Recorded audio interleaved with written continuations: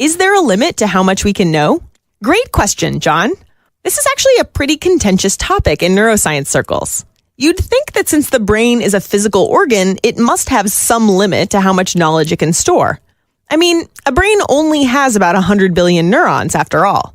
If the brain acted like a computer hard drive and only let you store a single unit of information in each of those neurons, you'd run out of room pretty fast.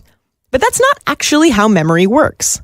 Instead, memories and information are stored in the connections between neurons. Neurons send out little branches that connect with branches from other neurons at a junction known as a synapse. When you recall the capital of Luxembourg or where you parked your car, that's thanks to signals flowing across this connection from one neuron to the next, sometimes continuing over entire networks of neurons. And get this, each of your 100 billion neurons can make thousands of those connections with thousands of other neurons, which can make thousands more themselves. So how does that translate into the memory capacity of the human brain? That's hard to say, since memories don't come in individual bytes like they do on a computer. There are a lot of estimates out there, but even on the low end, it's pretty huge. Somewhere between 1 terabyte and 2.5 petabytes.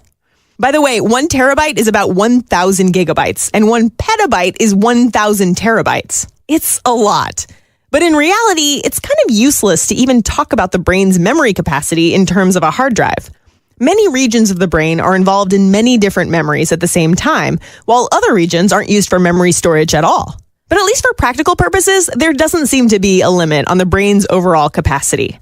There are a lot of champion memorizers and memory savants out there, and nobody's ever seemed to have found the brain's memory limit.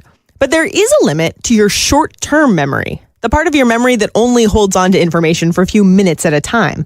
That limit is 7. Most people can hold on to 7 units of information before they start to forget.